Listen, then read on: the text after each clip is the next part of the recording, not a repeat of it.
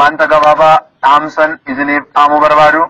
Har'a iddoo kanatti gargaarsa fudhachuudhaaf kan argamtanii harka qalleeyyiin fi akkasumas qaama miidhamtoota iddoo kana jirtan.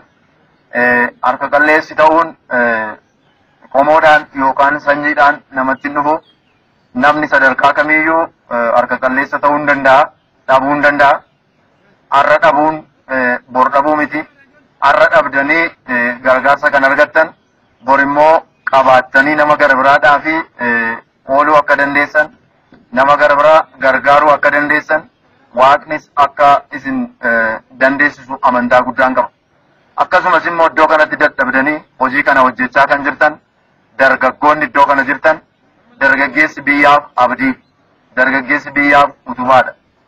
Dargaggeessi biyyaaf akkasumas lafee dugdaati, humna misoomaati. Kanaafuu iddoo kana kan jirtan dargaggeessi iddoo kanatti deeggarsa kennaa jirtan, hamaatanii hojii hojjechaa kan jirtan hundumayyuu jechuudha. Yeroo kana isin argaa kan jirru hunduma keessaniyyuu galateeffachuu barbaanna. Hojiin keessan ciminaan akka itti fufu dhaamsa keenya ammas dabalataan itti aansinee sagantaan nuti itti fufnu kabajamtuu itti gaafatamtuu waajjira hawaasummaa godina Wallagga Lixaa ergaa gabaabaa asirratti nuuf dabarsu. Kabajamoo obbo Tariidhaa Tarreessaa bulchaa bulchiinsa aanaa Najjoo, kabajamoo obbo Ayyaanaa Cammir itti gaafatamaa waajjira ODP bulchiinsa aanaa Najjoo, akkasumas kabajamtoota koreewwan sagantaa kana qindeessanii kan biyya keessaa fi biyya alaa duraan dursee maqaa koodhaa fi maqaa bulchiinsa godina Wallagga Lixaa akkasumas maqaa waajjira dhimmoota hojjetaaf hawaasummaa godina Wallagga Lixaatiin namoota koreewwan biyya hambaa ta'anii biyya keessaa fi biyya alatti haala hamaa kana keessa ta'anii waan qaban irraati hawaasa keenya naannoo keenya irraati rakkachaa jiran kana bira dhaabbachuu qabna jechuudhaan deeggarsa kana taasisaniif galatoomaa jechuun barbaadaa naa galateeffadhaa. Ittaansuudhaan haala hammaataa kana keessa dhaabbannee hawaasni keenya biyya hambaa jiru akka kanatti yeroo nu bira dhaabbatu warreen biyya keessaa qabnus kanarra fudhachaa jiru kun immoo rakkoo keessa taa'ee rakkoo furuunis akka danda'amu ofirratti beekaa. Namoonni qaama miidhamoo ta'an kun immoo qaama miidhamaan hojii hojjechuu hin danda'u jechuu miti. Hawaasni harka qalleessi har'a qabnu kun immoo bor immoo hojjetee ijoollee isaa immoo barsiifatee biyyaaf dhaabbachuu akka ta'ullee daa'imman isaa barsiisaa. Shamarran daa'imman ijoollee keenya dubartoota keenya jabeessinee bira dhaabbachuudhaan hawaasa keenya naannoo keenya irraa rakkachaa jiran tokko kan qabnurraa walakkaa kennaa, lama kan qabnurraa immoo tokko kennaa hawaasa keenya rakkate kana bira dhaabbachuun gahee keenya baachuun keenya dirqama ta'a waan ta'eef as keessatti namoonni kennaa kenna kanan kunis kan raafee osoo hin taane haa ta'uti garuu kan qabnurraa kennuun keenya immoo dirqama jedhanii waan kennaa jiraniif isin warra asitti argamtanis kan qabdan irraati hawaasa keessan rakkachaa jiru haala hamaa kana keessa jiru bira akka dhaabbataniif ergaa guddaa dabarsaa. Namoota haala hamaa kana keessa jiran booriftaan illee daa'imman keessan illee akka isaan irraa barataniif barumsas barsiisaa, kennaas barsiisaa, ijoollee keenyas daa'imman keenyas akka guddisu jechuun barbaada. Ergaan qabu kanumadha. Fayyaataa galatoomaa jechuun barbaada. Yaa Waaqayyoo galanni siif haa ta'u. Bara jiraannu bara keessatti haalli nu mijachuu dide kana keessatti haala mijataa nuuf laattee biyya keenya gara gadii kana gara lixaa kan jirruuf nagaa nu laatteetta. Yaa Waaqayyo nagaa nu laatte kanaaf galanni siif haa ta'u.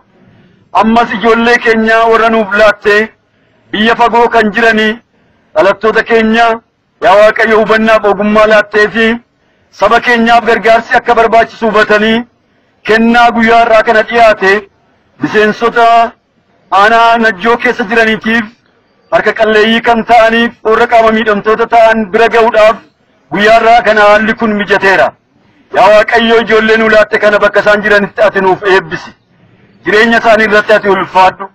Qabeenya iddoo kanatti sabni keenya kun argatanis yaa Waaqayyo xinnoo eebbisuu beektaati. Wanta muraasa barakachiiftee nama hundumaan biraan ga'uun amala keeti. Maqaa Yesuus Kiristoosiin qabeenyi dhiyaate kun kennaan guyyaa irraa fudhatan kun kan eebbifame haa ta'u. Jireenya saba keenyaas ati eebbisi. Ayyaana keetiin ati hunduma keenyaa wajjin ta'i. Biyya keenyaaf immoo nagaa nuuf kenni. Biyyi keenya biyya nagaa, biyya araaraa nuuf haa ta'u.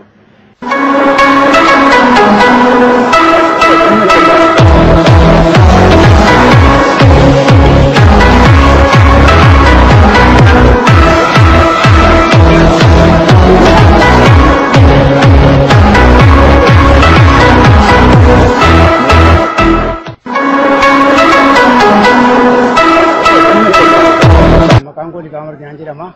Bakka irraa dhufee ganda Qonnoo Goodii Aanaa Najjooti. Gargaarsa akka ijoolleen keenya Aanaa Najjoo keessa turan biyya hambaa kan jedhani gargaarsa biyya keenyaaf godhan jennaan kottaa fudhaa qaama midhaamtoota jennaan keessaa kanaa fudhachuu iddoo kanatti argamu. Guddaa itti gammanna gargaarsa keenyatti baay'ee guddaa gammanna. Sababiin isaa kaleessa dheengaddaa yaadaa turre hawwaa turre gargaarsa dhabnee amma garuu ijoollee keenya guyyaadhaati waan ta'eef guddaa itti gammanna. Namarraa lamuun jedhama. Bakka inni irraa ganda humna waaqayyooti. Gargaarsa qaama midhaamtootaa jijjiiree jennaan fudhachuu dhufe. Waaqayyoo ayyaana isaa dabalee kennuu fi gooftaan immoo itti daddabalee kennuu fi isaanii fi isaanii erga irraa nuu kennuu isaanii itti gammanneerra baay'ee. Egaa nuyi harka namaa waan ta'e kennuu fi yeroo hundaatti gargaarsa isaa nu hin galateeffanne. Maqaan koo Badhaasaa Jabanaan jedhama. Gandi koo ganda Daancoo Mikaa'eliidha. Hojii kootii dura taa'aa gandaati. Waan asitti argamuu danda'eef immoo hirmaattota warroota qaama irratti kan jedhamu akka Aanaa Najjootti nu gaafatanii iddoo kanatti finnee gargaarsa ta'e hundumaa kan isaan argatan akka zayitaa, akka boqqolloo, akka saamunaa, akka waan garaagaraa kan isaan deeggiran mootummaan naannoo yookaanis immoo kan isaan warri biyyoota alaarra jiran gargaaran guyyaa irraa carraa guddaadhaaf yookaan baay'ee itti gammadee fudhatanii gara mana isaaniitti galaa jiru. Akka qalqalleeyyii kanaatti akka ganda keenyaatti galmeessuudhaan toora isaanii eennee akka toora isaaniitti akka aanaan nu gaafatutti tooraan fidaa jiru.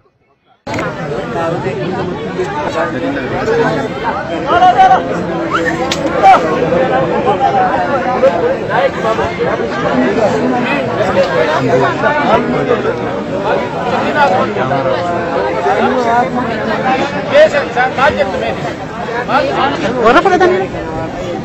Orang pada tanya.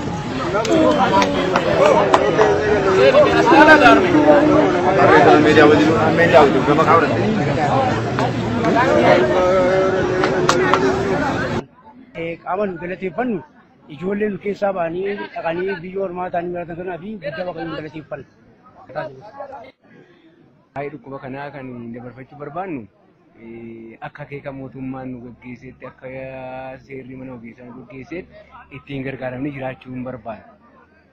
Kana qaamaan galateeffachuu barbaadu qaama kana nu kennee fi galanni guddaan isaaf ta'u.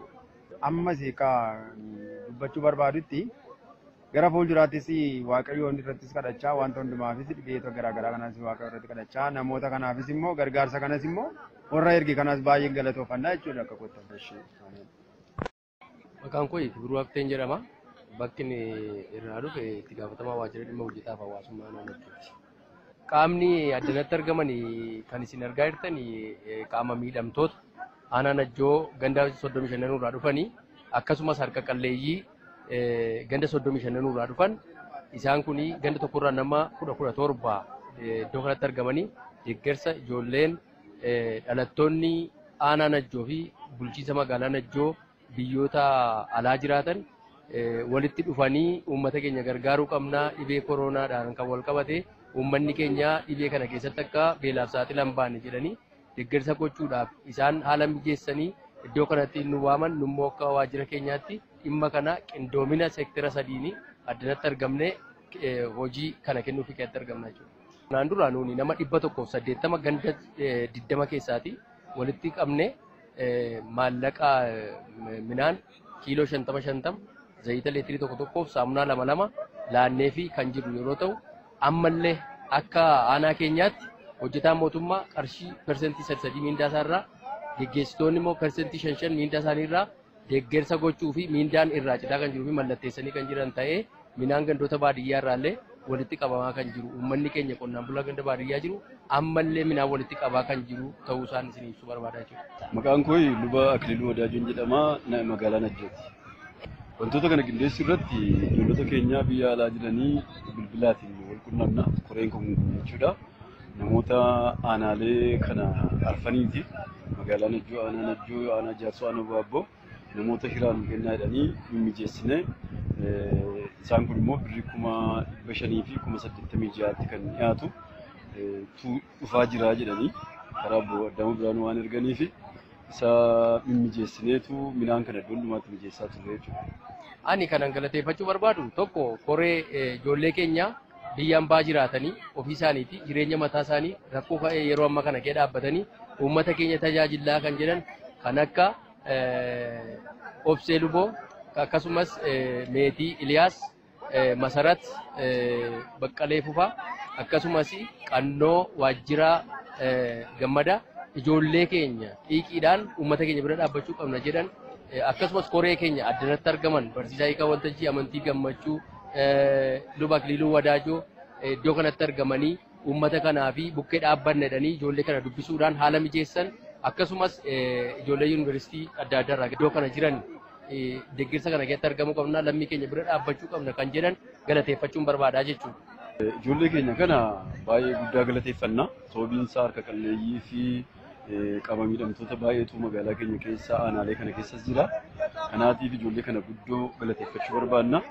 Namoota dhimma kana keessatti hirmaatanii barattoota keenya Sochii Yuunivarsiitii turanii ijoolleen keenya saggootti baachuudhaan nu gargaaruudhaan qaama miidhamtootaa fi harka qalleeyyoota kana biraan ga'anii fi galatoomaatiin jechuun barbaada baay'ee galatoomaa jechuun barbaada. Hayyeegaa hordoftoota keenya qophii keenya Arabkiloo Deelii Niwus kanarraatiin deeggarsa maallaqaa dhalattoota Oromoo Najjoo Jaarsoo biyya bakkee jiran irraa argame gara callaatti deebisuudhaan bulchiinsa aanaa Najjoo faana ta'uudhaan gandoota baadiyyaa 35 namoota harka qalleeyyii gara 600 ta'an darbees qaama miidhamtoota kan of keessatti hammateef deeggarsi midhaan nyaataa keessaa boqqolloo akkasumas zayitaa fi wanta ittiin harka dhiqatan saamunaan kennamaa fi ooluusaa qophii keenya irraa hubattaniittu qophii keenya kana kan ittiin goolamnu namoonni nuti galateeffachuu barbaannu qaama qophii kana tumsuudhaan jalqabaa horee ta'anii qindeessuu eegalee namoota maallaqa isaanii kennan namoota immoo har'aas humna isaaniitiin deeggarsi kun akka milkaa'uuf tumsa godhanii galatoomaa isiniin jenna qophii keenya birootiin aga walitti deebinutti gaarii.